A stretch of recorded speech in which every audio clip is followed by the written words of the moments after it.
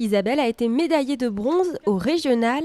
Alors cette année, elle espère marquer un maximum de points pour se qualifier au championnat de France de boccia. Pour la gagne.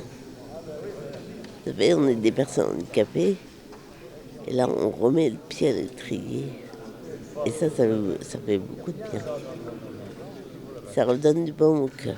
La boccia permet aux personnes lourdement handicapées de jouer. Elles sont accompagnées d'un assistant.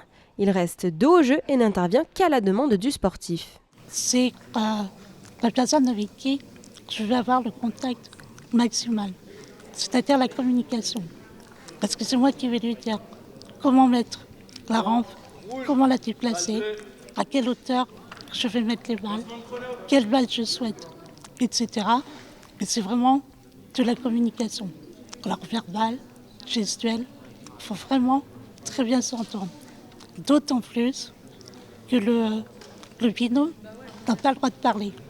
Pour la première fois, des jeunes en formation dans le sport arbitrent cette journée départementale de la boccia. On tourne, soit on fait les chronomètres, soit on compte les points, on arbitre et il y a vraiment un règlement qui est assez strict au sport.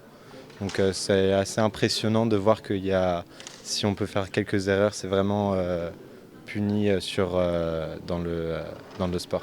Les élèves ont suivi 2 jours de formation pour arriver aujourd'hui à cette expérience grandeur nature. On est sur des épreuves certificatives, donc cette manifestation ne compte pas pour les examens. Mais par contre, ça peut donner justement des vocations à certains. Se dire que c'est une piste de métier pour eux, ils en ont les prérogatives. Donc là, ils voient vraiment ce que c'est avec le public. Sur 28 compétiteurs, 9 ont validé leur présence, une obligation pour intégrer le classement régional.